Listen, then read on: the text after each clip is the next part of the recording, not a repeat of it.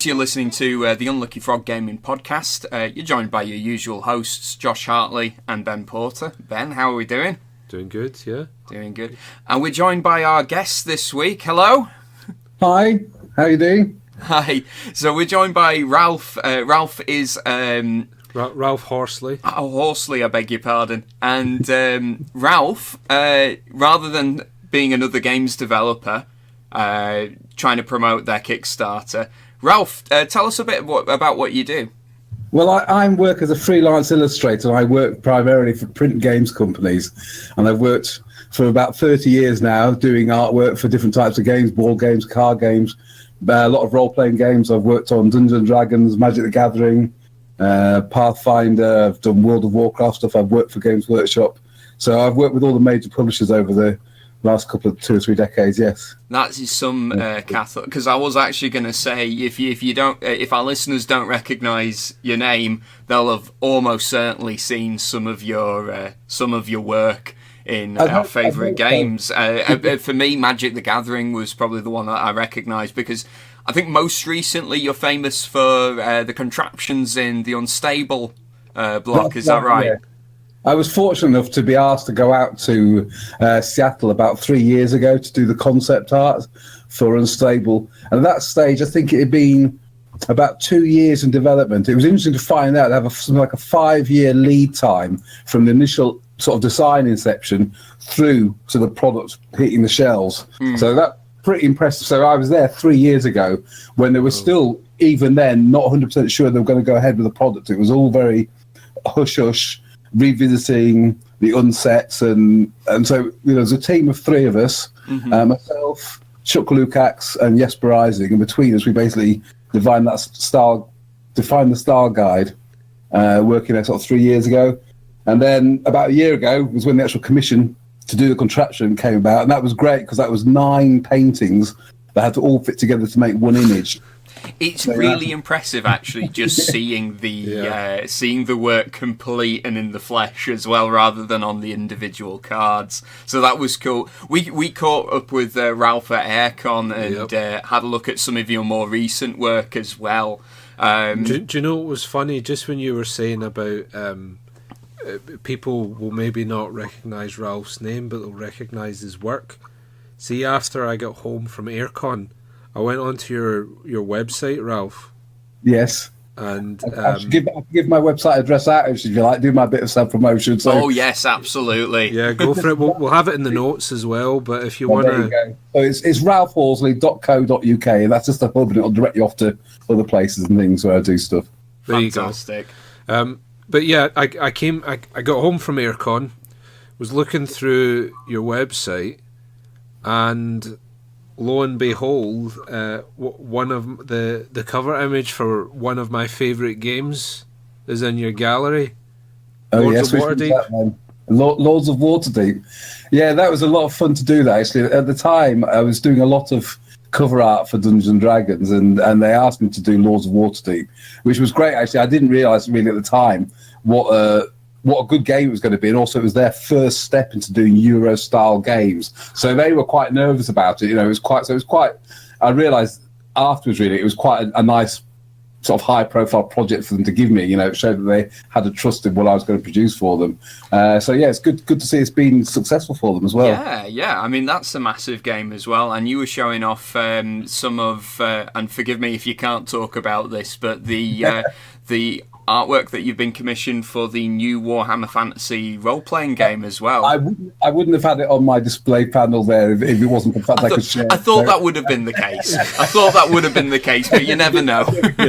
No, that has been shared. I believe that's already been shared online, that image, by Cubicle 7. Yeah, Cubicle 7 have got the license to produce Warhammer Fantasy Roleplay.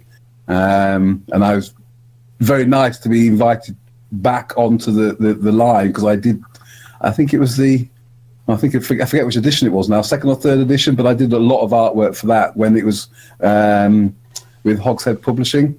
Mm-hmm. And then it went to Fantasy Flight Games, and they used Darken to do a lot of their cover artwork. So it's nice. It sort of cycled back round and I'm revisiting it. Yeah, I sort of cut my teeth in a lot of ways on doing Warhammer Fantasy Roleplay sort of earlier on in my career, so it's nice to go back and revisit it. It's a great world to work on.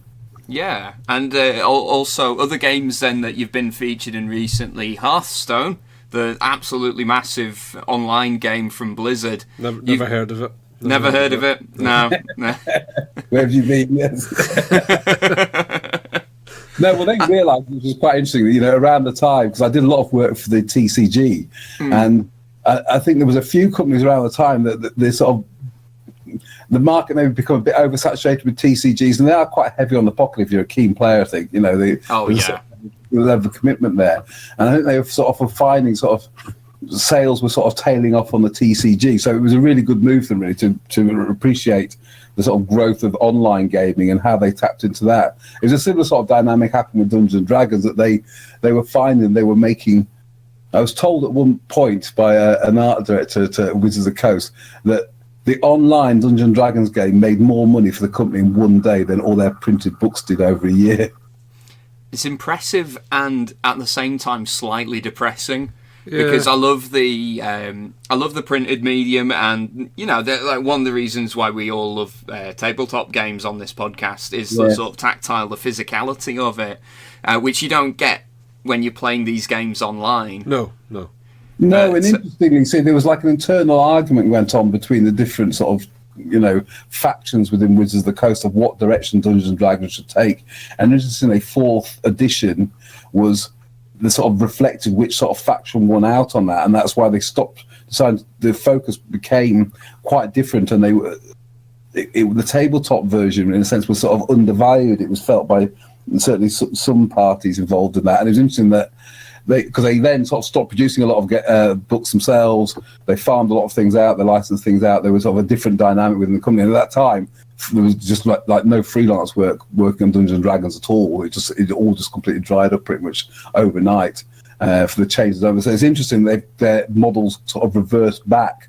I think because the argument was that the role-playing game was the one with the sort of loyal followers and the innovators, and that was where all the world building came from. And having all this art produced for these print volumes that are coming out every month was really building up the sort of archives, really, the whole world setting of Dungeons and Dragons in a way that other aspects that were sort of being licensed out weren't. They were sort of really derivatives of it. And I think they've come back to realise what value that added to the product, really. Of course, it's bloody massive now, D&D, isn't it?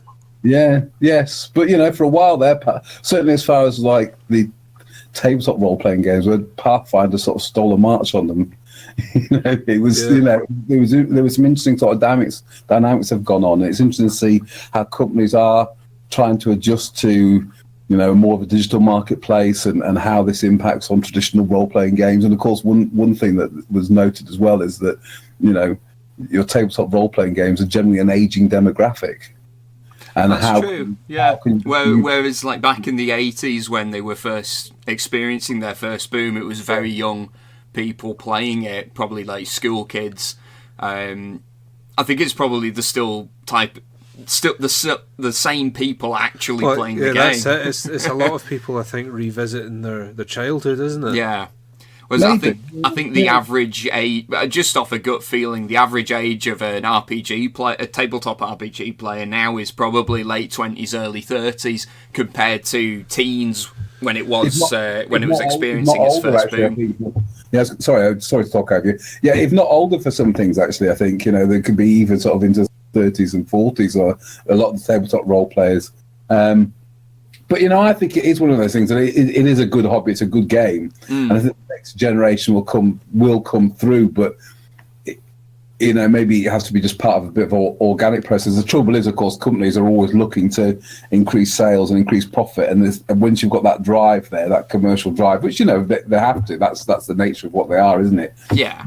Then the pressure can be on to attract, you know, they want to attract more players, but it's how they go about doing that and how they perceive the market being.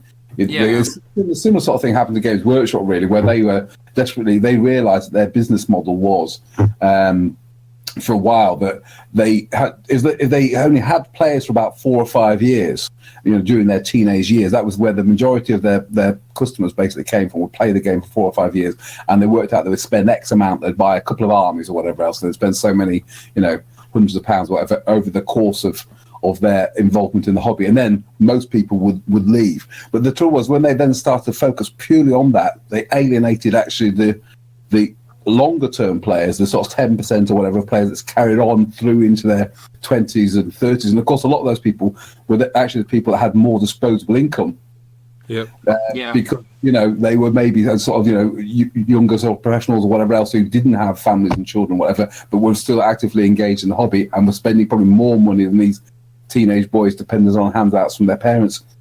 It's a fair comment. Yeah, no, that's I mean, read their own research in some ways, and then had to sort of remodel it. Yeah, but one of the things I did want to ask Ralph, because normally when we ask like games creators, okay, how do you get into what you're doing?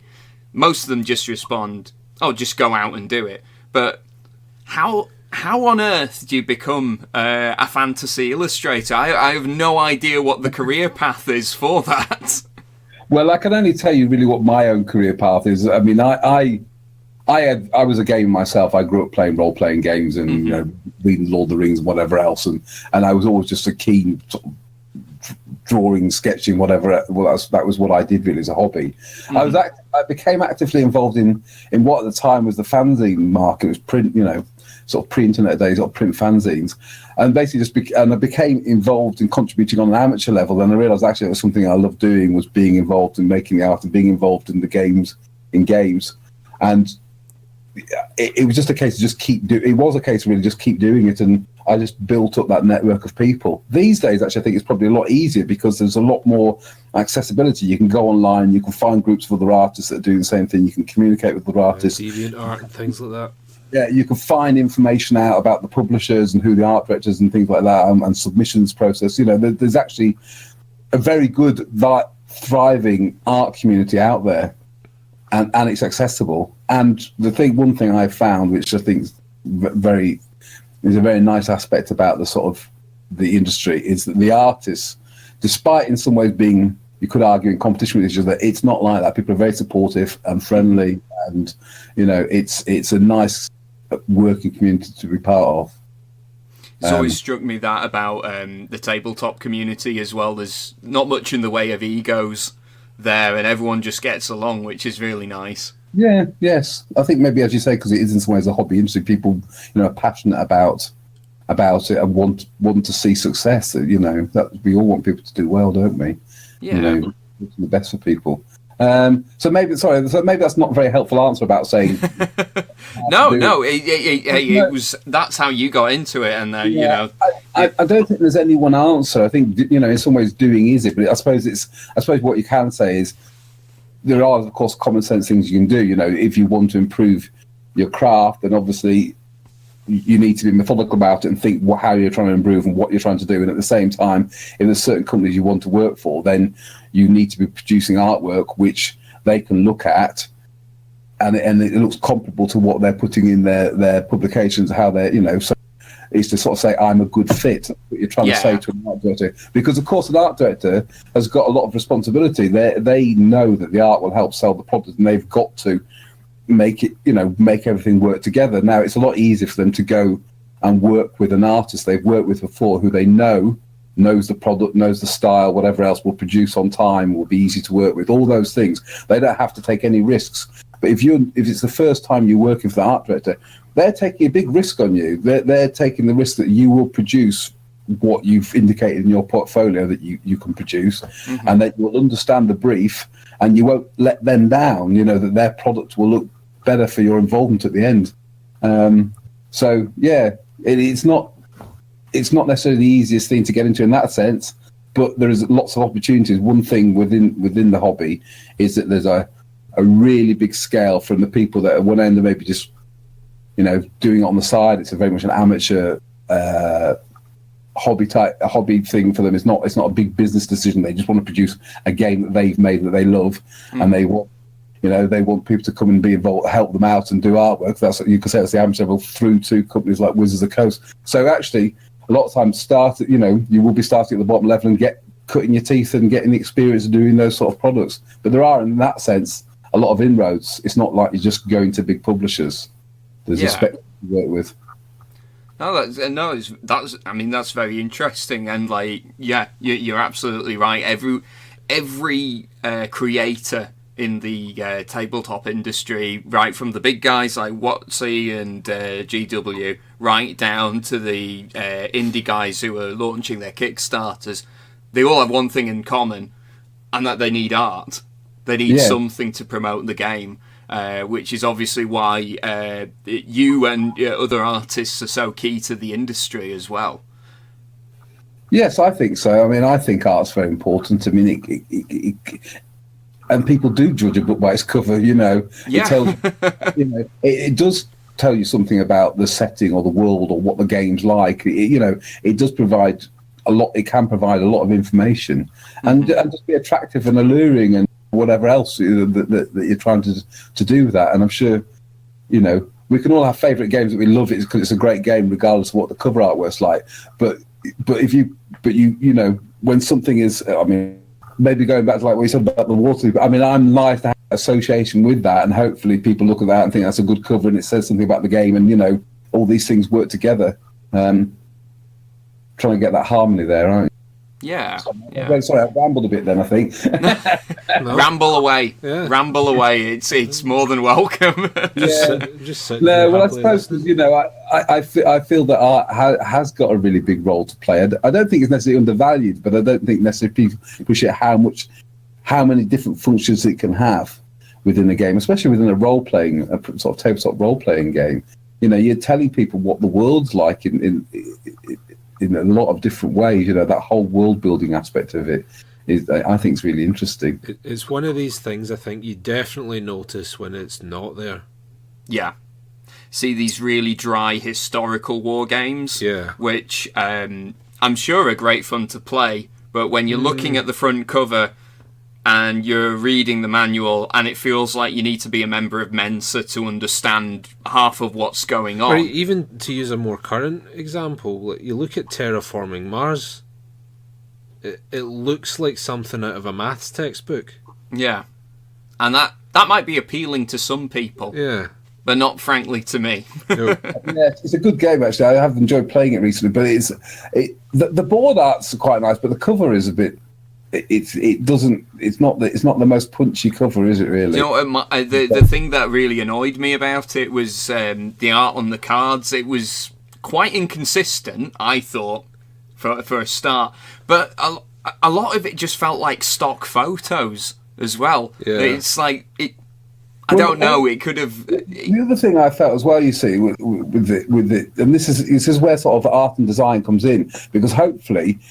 I found it quite hard because there's different groups of cards within Terraforming, aren't there? There's different types. There's some which stay in play and some which go like one use. And I think they have got a sort of common border, like someone would be blue bordered, or I'm trying to remember it now actually. But it was one where I felt the art didn't always tie in with those things. So, that's the thing that I think if a game design can work well, let's say all cards are sort of blue themed, so they share a similar palette and maybe the composition is similar, and it helps. All these visual cues help you play the game. It's like if you look at a board and sometimes you go, it looks like a really, really nice board, lots of colours, but I can't work out where all the regions are because maybe it doesn't read as clearly as it could. There's a lot of I think when something works well, you don't notice it. Yes. And yeah. Well, Wizards of the Coast with Magic the Gathering have become the masters of that as well, though. That's the sort of cross-section where the artist meets the graphic designer, because you could take the vast majority of the artwork that they use for their cards, remove the card frame, remove the rules text, and you could probably at the very least tell what colour of Magic that artwork belongs to, whether it's black, red, white, blue or green. And you might have an idea about what the spell does as well. Yep. And they've become very good at sort of unifying the artistic direction, the colour composition, and just the feel of what that's supposed to do in game. A lot of the design cues that they talk about with the Games Workshop models. Like one of the things that I thought was quite interesting, and it's only when it's mentioned to you that you really notice it, is that the Dark Elves are very often asymmetrical. And that's to represent their spiritual imbalance. Oh, right, okay, yes. That's interesting. Yeah. There we go. So it's all these subtle little things help build a world, and that's why artists are so it's one key. of these things though, when it's mentioned to you, you suddenly go, oh yeah, they are. Yeah.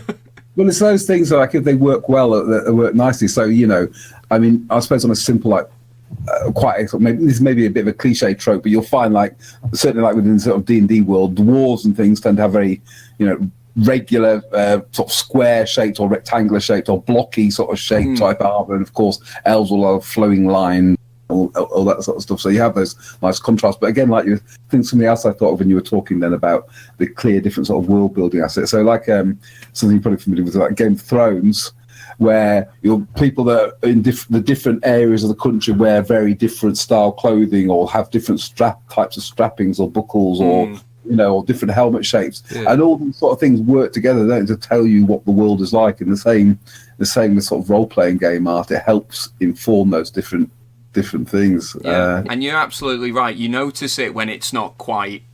When it's not it's not working. Yeah. But when it's all working together, it's something just a bit bland or hasn't really pushed that, that's the other thing, isn't it? Yeah. Because the thing is, like, you just mentioned dwarfs there, Ralph. If they didn't have that blocky armour, a lot of them would just look like little fat humans.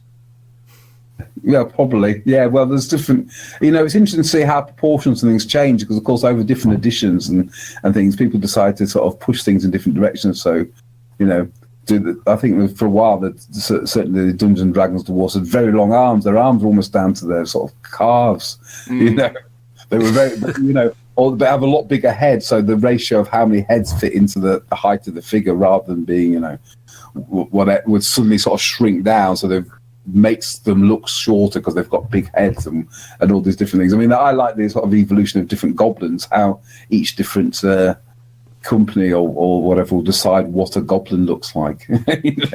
I like Wizards of the Coast's approach to that. Oh, sorry, Ralph.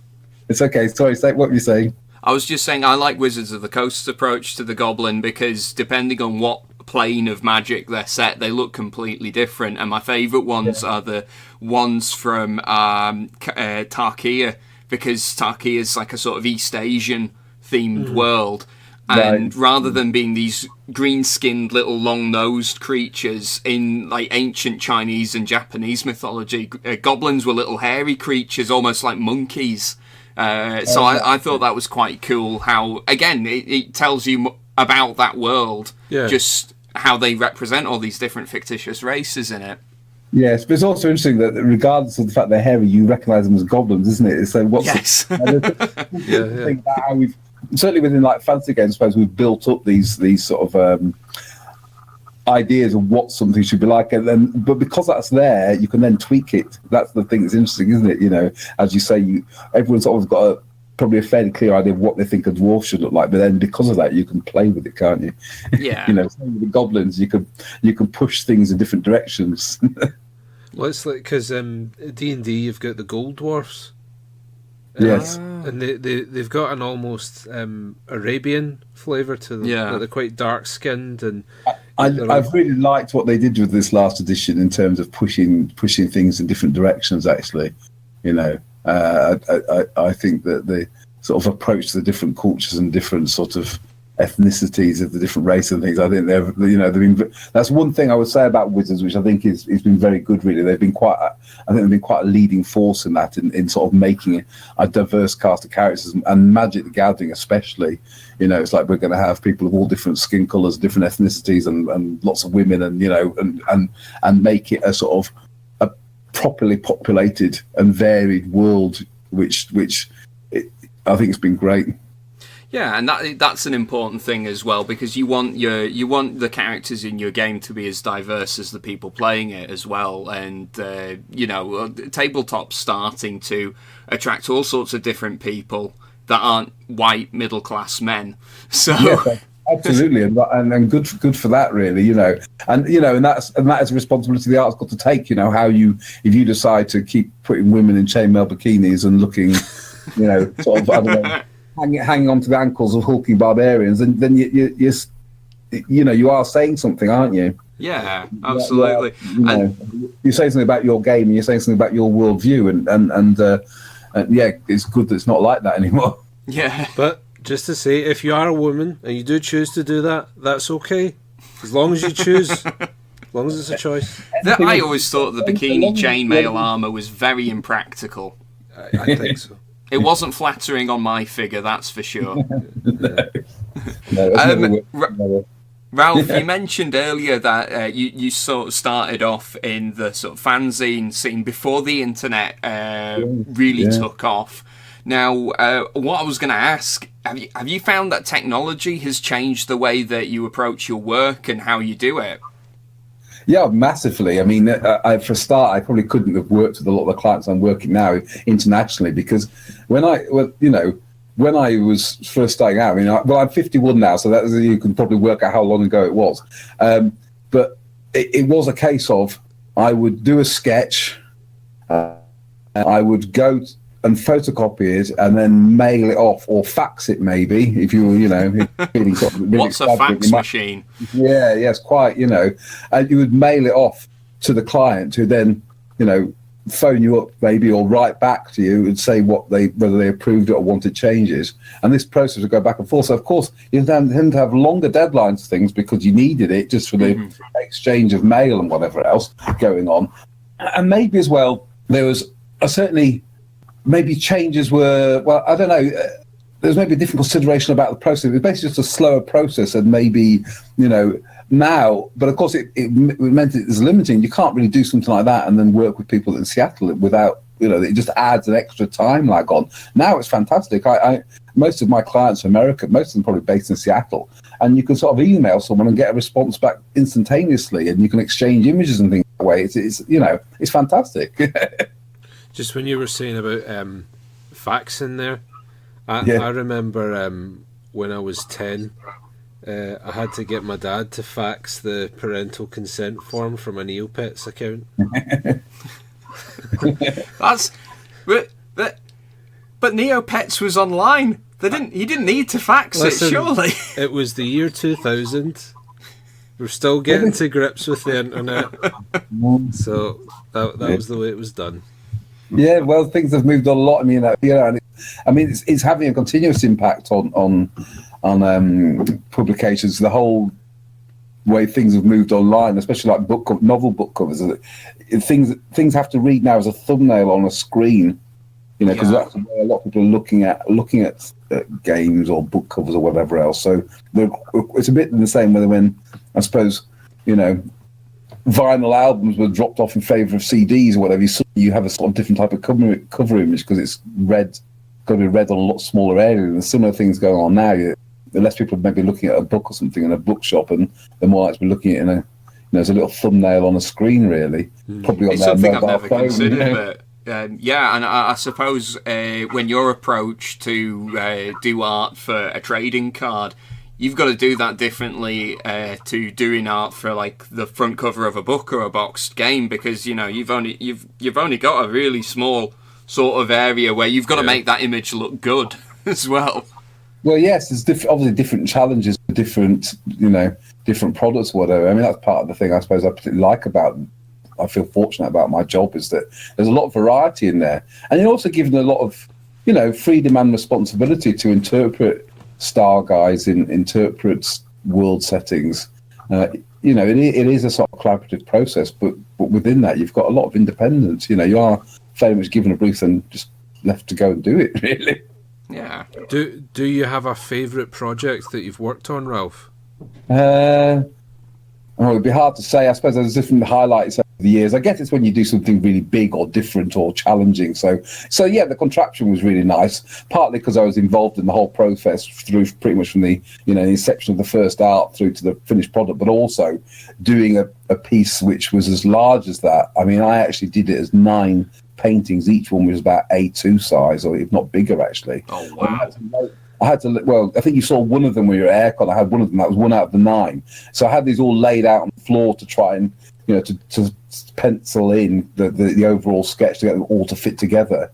I mean, finally, they were all sort of scanned in and digitally tweaked, to fit the template and everything, make sure everything was working fine. But that process of doing that and working out how you 9 different focal points that are going to read within a strict template, but add all these other aspects. I mean, that doing stuff like that is a big challenge. So I've had lots of. I feel fortunate, really. I've had a lot of good career highlights, but I guess the things I like best is when you get the opportunity to do something quite big, something quite grand, and I like doing figures in and dramatic things, and so that I suppose that all feeds in. Yeah. Awesome. Yeah. Well, look, Ralph, I think that's all we've got time for just now, but just thanks once again for coming on the show. Could you just remind our listeners, if they want to see more of your work, or perhaps even buy something, where can they go? Yes, well, the hub for everything really is to go to www.ralphhorsley, that's RALPHHORSLEY.co.uk, and that will send you off to my web shop and Facebook and Instagram and various others. So, yeah, thank you for having me. It's been good to chat to you. Well, yeah, it's been an absolute pleasure. So thanks very much. And guys, thank you very much for listening as well. Stay tuned, and we'll catch you next time. Okay, bye. Bye. We are Unlucky Frog Gaming, and I am Ben. Be sure to follow us on Facebook and Twitter. Just search for Unlucky Frog Gaming. You can also show your support by giving us money through the Unlucky Frog Patreon. And be sure to check out our website, unluckyfrog.com, to find out more.